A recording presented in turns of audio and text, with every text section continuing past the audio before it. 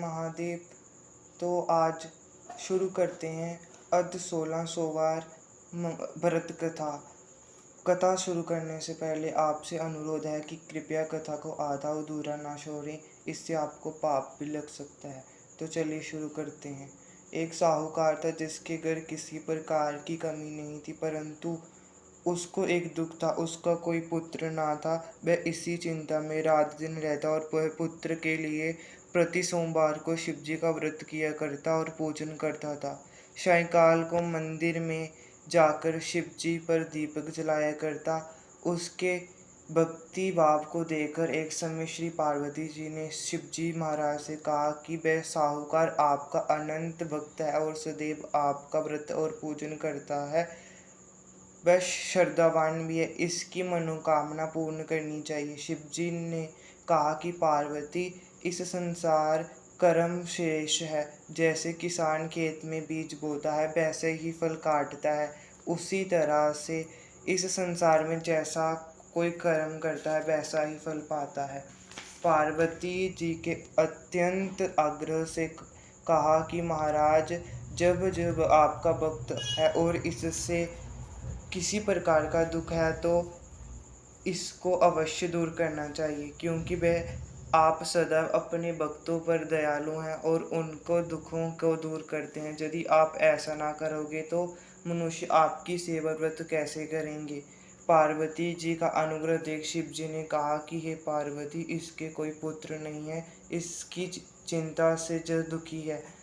इसके भाग्य में पुत्र ना होने पर भी उसको पुत्र की प्राप्ति का वर देता हूँ, परंतु वह पुत्र केवल 12 वर्ष का जीवित रहेगा। इसके पश्चात वह मृत्यु को प्राप्त हो जाएगा। इससे अधिक मैं और कुछ नहीं इसके लिए कर सकता।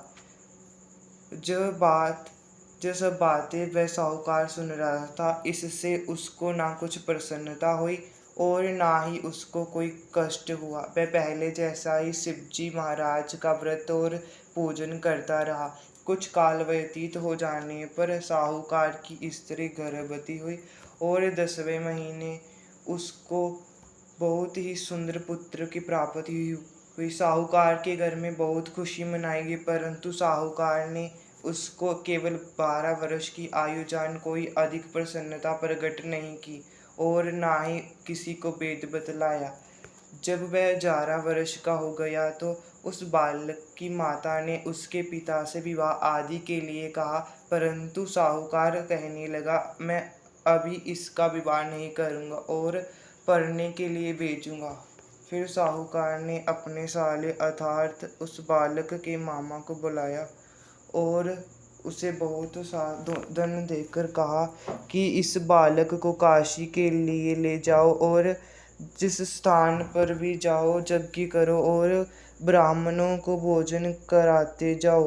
वह दोनों मामा और भांजे सब जगह यज्ञ करते और ब्राह्मणों को भोजन कराते जा रहे थे।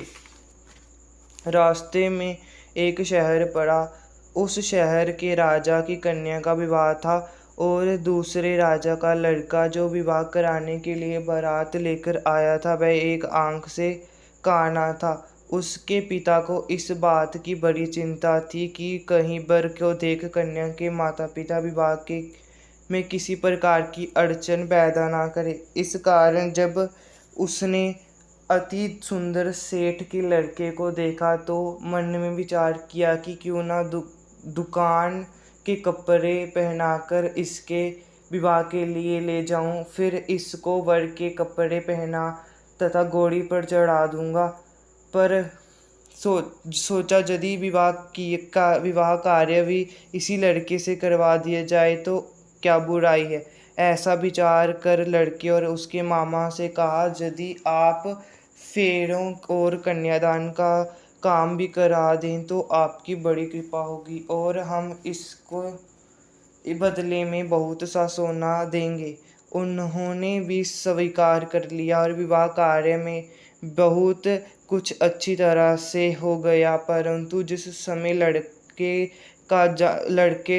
लड़का जाने लगा तो उसने राजकुमारी की चुंदड़ी के पल्लू पर लिख दिया कि तेरा विवाह मेरे साथ हुआ है, परंतु जिस राजकुमार के साथ तुमको भेजेंगे वह एक आंख से काना है। मैं तो काशी जी पढ़ने जा रहा हूँ। उस राजकुमारी ने जब चुंदड़ी पर ऐसा लिखा पाया तो राजकुमार के साथ जाने से मना कर दिया और कहा कि जब मेरा पति नहीं है और मेरा विवाह इसके साथ नहीं हुआ तो मेरा पति तो काशी जी पढ़ने गया है। राजकुमारी के माता पिता ने अपनी कन्या को विदा किया और बारात वापस चलेगी। उधर वह सेठ का लड़का और उसके मामा काशी जी पहुंच गए। वहां जाकर उन्होंने यज्ञ करना और लड़के के ने पढ़ना शुरू कर दिया। जब लड़के की आयु 12 साल की हो गई तब एक दिन उन्होंने यज्ञ रचा कि लड़के के ने मामा से कहा, मामा जी आज तो मेरी तबीयत ठीक नहीं है। मामा ने कहा अंदर जाओ और सो जाओ। लड़का अंदर जाकर सो गया और थोड़ी देर में उसके प्राण निकल गए। जब उसके मामा ने आकर देखा तो वह तो मुर्दा पड़ा है, तो उसको दुख हुआ और उसने सोचा कि मैं अभी रोना पिटना मचा दूंगा तो यज्ञ कार्य अधूरा रह जाएगा। अंत उसने जल्दी से यज्ञ का कार्य समाप्त कर ब्राह्मणों के जाने के बाद रोना पिटना आरंभ किया। संयोगवश उसी समय शिव पार्वती उधर से जा रहे थे। पार्वती जी कहने लगी, महाराज कोई दुखिया रो रहा है, इसके कष्टों को दूर करो। तब शिव जी बोले, इसकी आयु इतनी ही थी सो भोग चुका। पार्वती ने कहा कि महाराज कृपा करके इस बालक को और आयु दो, नहीं तो इसके माता पिता तड़प तड़प कर मर जाएंगे। पार्वती जी के इस प्रकार बार बार अनुग्रह करने पर शिव जी ने उसे जीवन दान दिया और शिव जी की कृपा से लड़का जीवित हो गया। शिव पार्वती कैलाश चले गए। तब इस प्रकार यज्ञ करते हुए लड़का व उसका मामा अपने घर की ओर चल पड़े। रास्ते में उसी शहर में गए जहाँ उसका विवाह हुआ था। वहाँ पर आकर यज्ञ किया तो लड़के के ससुर ने पहचान लिया और अपने घर महल में जाकर बड़ी खातिर के साथ बहुत दास दासियों के सहित आदर पूर्वक लड़की और जमाई को विदा किया। जब वह अपने शहर के निकट आए तो मामा ने कहा कि मैं पहले तुम्हारे घर जाकर सबको खबर करता हूँ। उस समय लड़के के माता पिता अपने घर की छत पर बैठे हुए थे और उन्होंने जो प्रण कर रखा था कि यदि हमारा पुत्र सकुशल घर आए तो राजी खुशी नीचे उतर कर आ जाऊंगा, नहीं तो छत से गिरकर अपने प्राण खो दूंगा। इतने में उस लड़के के मामा ने जाकर जो समाचार दिया कि उसका पुत्र आ गया है, परंतु उनको विश्वास नहीं आया। तब उसके मामा ने शपथ पूर्वक कहा कि आपका पुत्र अपनी स्त्री के साथ बहुत सारा धन लेकर आया है। तो सेठ ने आनंद के साथ उसका स्वागत किया और बड़ी प्रसन्नता से रहने लगे। इसी प्रकार जो कोई भी इस कथा को पढ़ता सुनता है उसके भी सब दुख दूर हो जाते हैं, उसकी समस्त मनोकामनाएं पूर्ण हो जाती हैं। हर हर महादेव।